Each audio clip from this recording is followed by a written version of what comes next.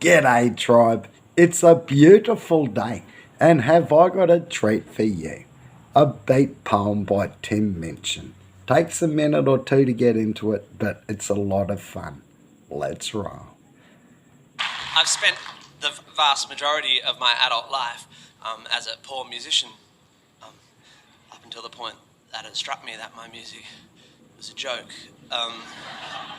And one of the things that happens when you're a starving artist is it's weird because wealthy professional people whose lifestyle you covet often come up to you and profess envy for your lifestyle, citing reasons such as flexible work hours and geographical freedom and always something to do with the potential for spiritual growth. I don't even know what that means. And they always seem to have a musical instrument tucked away in the dark recesses of their past with which they seem to have a relationship of regret, as if they believe that it was just a fleeting childhood decision that steered them away from the path of the virtuosic classical cellist or the heavy metal singer and towards that of the pharmaceutical salesperson or whatever they became. And it sort of goes like this. Tim, is it? Yeah. So what do you do? I'm a pianist. Penis? No, I'm a pianist. Yeah, I know, it sounds like penis though. Yeah, I know. So piano, eh? Wow, yeah. You know, I used to play piano. Did up to grade 7. Always regret giving it up, you know. I wish I'd stuck with it. You're so lucky. Thanks. What do you do? I'm a gynecologist. Wow.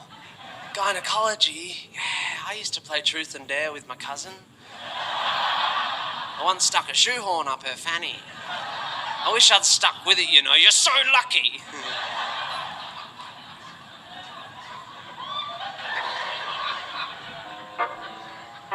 So, but I have lots of, I have loads of professional friends and they're all wonderful people. The only group of professionals that I have a little bit of a problem with is stockbrokers.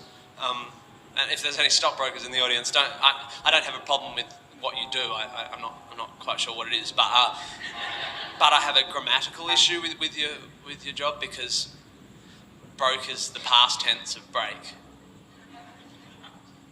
So you can't actually have broker.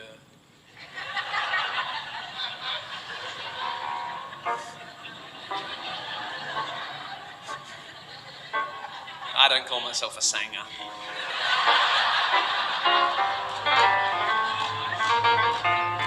So this is a beat poem, you lucky dogs, about a conversation I had with a stockbroker, and it's called Mitsubishi Colt.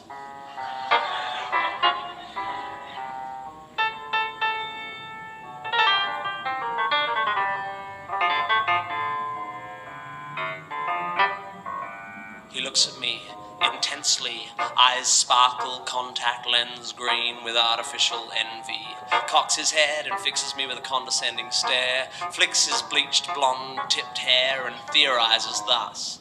You know what I reckon? Pause for effect.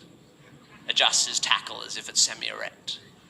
I figure I better give him what I know he expects. What do you reckon? A hand on the shoulder, an avuncular wink, sips his lemon drink, spits out the pips, hands on hips, licks his lips like a wolf near a flock. Yet again adjusting this fantasy cock, he delivers his philosophy. I reckon it don't matter. It don't mean squat what you earn or what you got or the style of your hair or what you wear. It matters not. I mean, what do you care that I live on a hill with views of the beach, that my chicks and my dogs have an ensuite bathroom each, that I've already reached my first 10 million and I'm only 36? You're as thick as 2 bricks if you think you can fix what is broke in your life with money. And the funny thing is, and I shit you not, I would give it all up like that.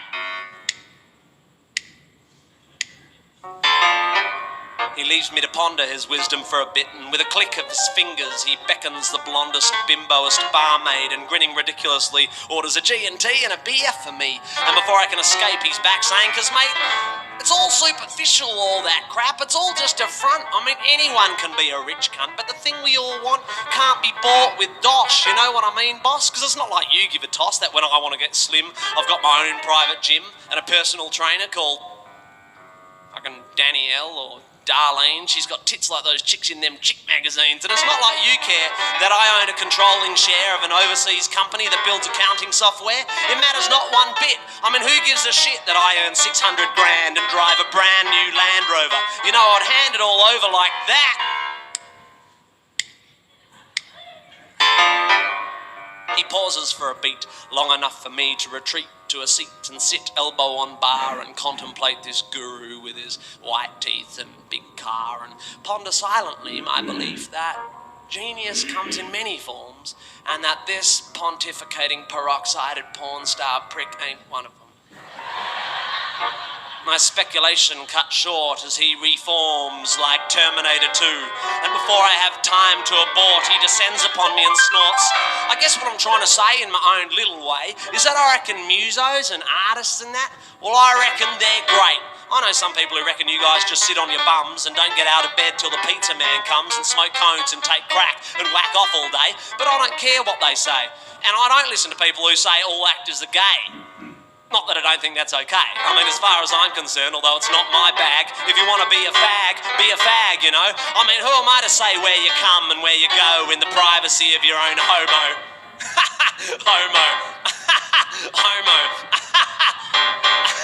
He's shitting me now. And my eyes start to glaze, and through the haze of my anger I notice his G&T is gone, and he's starting to dribble as he dribbles on and fucking on. But you musos are alright, I don't know much about music, but I know what I like, and I reckon I'll give it all in to be like you, Jim.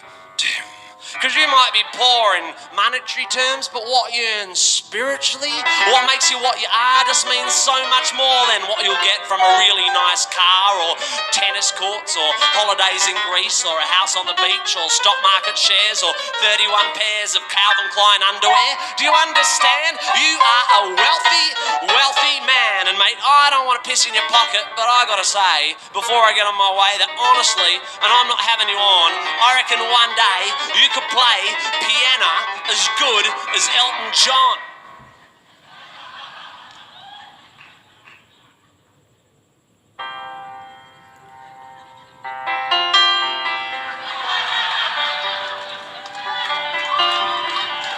The cops are still mingling, though the crowd shuffled out. I've got ice on my hand where my fist met his mouth. And although I explained that it wasn't my fault, I have an $800 fine for aggravated assault. So before it gets worse, I reckon I'll bolt. A wealthy man in a 1981 Mitsubishi Colt.